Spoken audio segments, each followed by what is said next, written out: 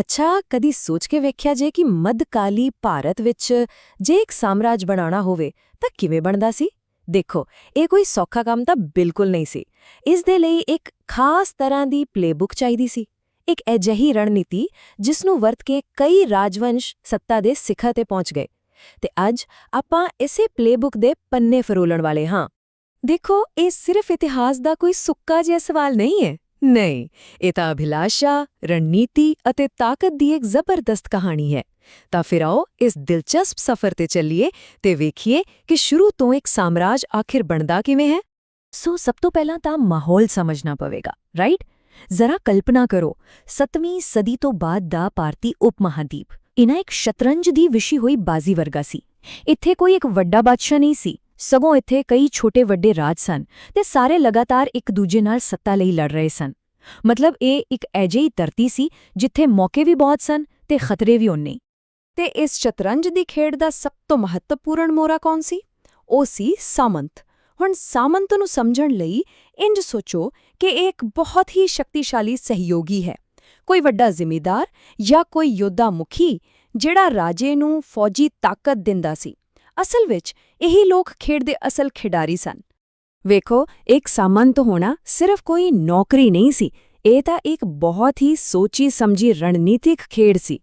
ਹਾਂ, ਉਹਨਾਂ ਨੂੰ ਆਪਣੇ ਰਾਜੇ ਪ੍ਰਤੀ ਵਫਾਦਾਰ ਰਹਿਣਾ ਪੈਂਦਾ ਸੀ, ਉਹਦੇ ਲਈ ਤੋਹਫੇ ਵੀ ਲਿਆਉਣੇ ਪੈਂਦੇ ਸਨ ਤੇ ਜੰਗ ਵੇਲੇ ਮਦਦ ਵੀ ਕਰਨੀ ਪੈਂਦੀ ਸੀ। ਪਰ ਪਰਦੇ ਦੇ ਪਿੱਛੇ ਹਰ ਇੱਕ ਸਾਮੰਤ ਦੇ ਦਿਲ ਵਿੱਚ ਇੱਕ ਹੀ ਸੁਪਨਾ ਪਲ ਰਿਹਾ ਸੀ ਕਿ ਇੱਕ ਦਿਨ ਮੈਂ ਖੁਦ ਰਾਜਾ ਬਣਾਉਂਗਾ। ਤਾਂ ਫਿਰ ਸਵਾਲ ਇਹ ਹੈ ਕਿ ਇੱਕ ਸਾਮੰਤ ਇਸ ਸੁਪਨੇ ਨੂੰ ਪੂਰਾ ਕਿਵੇਂ ਕਰਦਾ ਸੀ? ਉਹ ਆਪਣੇ ਹੀ ਮਾਲਕ ਨੂੰ ਪਾਸੇ ਕਰਕੇ ਖੁਦ ਰਾਜਗੱਦੀ ਤੇ ਕਿਵੇਂ ਬੈਠ ਜਾਂਦਾ ਸੀ? ਵੈਲ, ਇਸ ਦੀ ਇੱਕ ਪੂਰੀ ਵਿਧੀ ਸੀ, ਇੱਕ ਅਸਲੀ ਪਲੇਬੁੱਕ। ਅਤੇ ਇਹ ਕੋਈ ਰਾਤੋਂ-ਰਾਤ ਹੋਣ ਵਾਲਾ ਵਿਦਰੋਹ ਨਹੀਂ ਸੀ, ਬਿਲਕੁਲ ਨਹੀਂ। ਇਹ ਇੱਕ ਬਹੁਤ ਸੋਚੀ ਸਮਝੀ ਲੰਬੀ ਖੇਡ ਸੀ ਅਤੇ ਇਸ ਦਾ ਪਹਿਲਾ ਤੇ ਸਭ ਤੋਂ ਜ਼ਰੂਰੀ ਕਦਮ ਸੀ ਚੁੱਪਚਾਪ ਪਰ ਲਗਾਤਾਰ ਆਪਣੀ ਤਾਕਤ ਤੇ ਆਪਣੀ ਦੌਲਤ ਨੂੰ ਵਧਾਉਂਦੇ ਰਹਿਣਾ। ਤੇ ਆ ਰਹੀ ਉਹ ਪਲੇਬੁੱਕ, ਧਿਆਨ ਨਾਲ ਸੁਣਨਾ। ਕਦਮ ਨੰਬਰ 1, ਆਪਣੇ ਮਾਲਕ ਤੇ ਵਫਾਦਾਰ ਬਣੇ ਰਹੋ ਤੇ ਸਿਸਟਮ ਨੂੰ ਅੰਦਰੋਂ ਸਮਝੋ।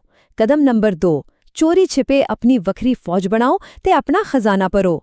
ਕਦਮ ਨੰਬਰ 3, ਜਿਵੇਂ ਹੀ ਮਾਲਕ ਕਮਜ਼ੋਰ ਪਵੇ, ਸਹੀ ਮੌਕਾ ਵੇਖ ਕੇ ਹਮਲਾ ਕਰ ਦਿਓ। ਅਤੇ ਕਦਮ ਨੰਬਰ 4, ਜੋ ਸਭ ਤੋਂ ਜ਼ਿਆਦਾ ਮਹੱਤਵਪੂਰਨ ਸੀ, ਆਪਣੀ ਇਸ ਜਿੱਤ ਨੂੰ ਧਾਰਮਿਕ ਅਤੇ ਸਮਾਜਿਕ ਮਾਨਯਤਾ ਦਿਵਾਓ।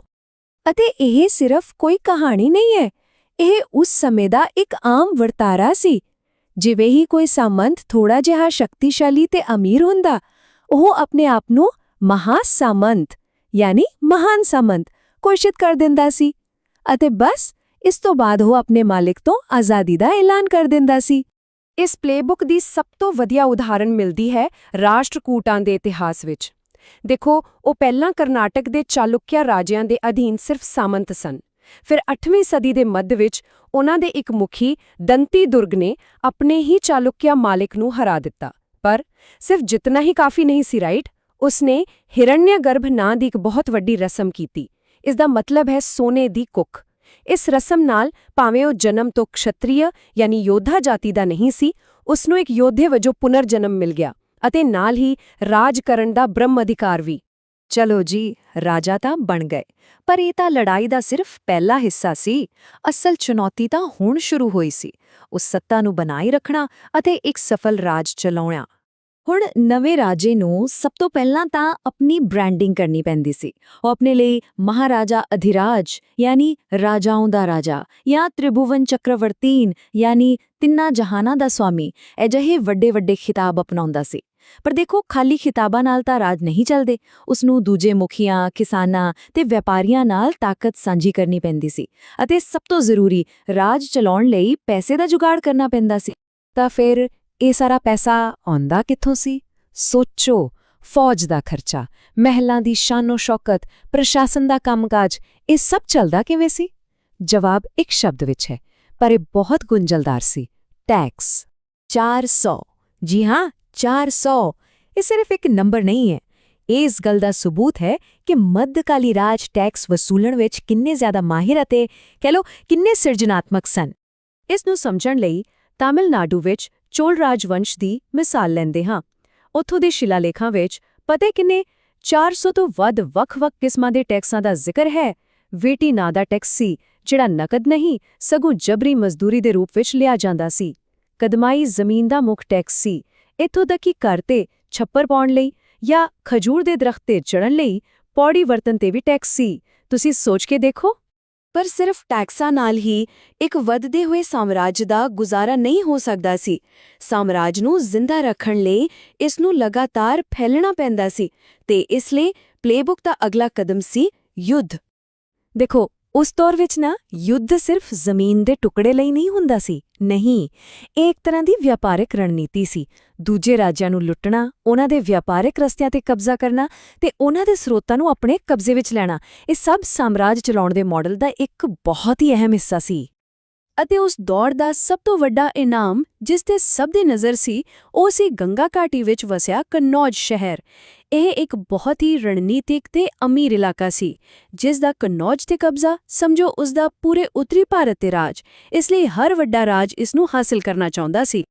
ਅਤੇ ਇਸੇ ਕਾਰਨ ਸਦੀਆਂ ਤੱਕ ਤਿੰਨ ਵੱਡੀਆਂ ਤਾਕਤਾਂ, ਪੱਛਮ ਤੋਂ ਗੁਰਜਰ ਪ੍ਰਤਿਹਾਰ, ਦੱਖਣ ਤੋਂ ਉਹੀ ਰਾਸ਼ਟਰਕੂਟ ਤੇ ਪੂਰਬ ਤੋਂ ਪਾਲ, ਇਹ ਤਿੰਨੋਂ ਕਨੌਜ ਦੇ ਕਬਜ਼ੇ ਲਈ ਇੱਕ ਦੂਜੇ ਨਾਲ ਲੜਦੇ ਰਹੇ। ਇਤਿਹਾਸਕਾਰ ਇਸ ਲੰਬੀ ਲੜਾਈ ਨੂੰ ਤ੍ਰਿਪੱਖੀ ਸੰਘਰਸ਼ ਕਹਿੰਦੇ ਹਨ, ਇੱਕ ਅਜਿਹੀ ਮਹਾਕਾਵ ਲੜਾਈ ਜੋ ਪੀੜ੍ਹੀਆਂ ਤੱਕ ਚੱਲਦੀ ਰਹੀ। ਅੱਛਾ, ਦੌਲਤ ਹਾਸਿਲ ਕਰਨ ਲਈ ਯੁੱਧ ਦਾ ਇੱਕ ਹੋਰ ਤਰੀਕਾ ਸੀ ਅਮੀਰ ਮੰਦਰਾਂ ਤੇ ਹਮਲਾ ਕਰਨਾ।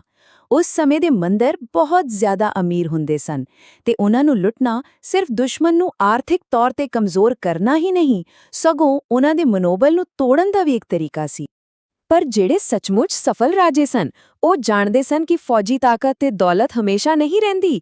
ਅਸਲ ਜਿੱਤ ਤਾਂ ਇੱਕ ਅਜਿਹੀ ਵਿਰਾਸਤ ਬਣਾਉਣ ਵਿੱਚ ਹੈ ਜਿਸ ਨੂੰ ਸਦੀਆਂ ਤੱਕ ਯਾਦ ਰੱਖਿਆ ਜਾਵੇ। ਅਤੇ ਇਹ ਸੀ ਇਸ ਪਲੇਬੁੱਕ ਦਾ ਆਖਰੀ ਪਰ ਸ਼ਾਇਦ ਸਭ ਤੋਂ ਮਹੱਤਵਪੂਰਨ ਅਧਿਆਇ। ਤੇ ਇਸ ਦੀ ਸਭ ਤੋਂ ਸ਼ਾਨਦਾਰ ਉਦਾਹਰਣ ਹੈ ਚੋਲ ਰਾਜਵੰਸ਼। ਸੋਚੋ, ਉਹ ਇੱਕ ਛੋਟੇ ਜਿਹੇ ਮੁਖੀ ਪਰਿਵਾਰ ਤੋਂ ਉੱਠੇ ਅਤੇ ਦੱਖਣੀ ਭਾਰਤ ਦੇ ਸਭ ਤੋਂ ਤਾਕਤਵਰ ਸਾਮਰਾਜਿਆਂ ਵਿੱਚੋਂ ਇੱਕ ਬਣ ਗਏ।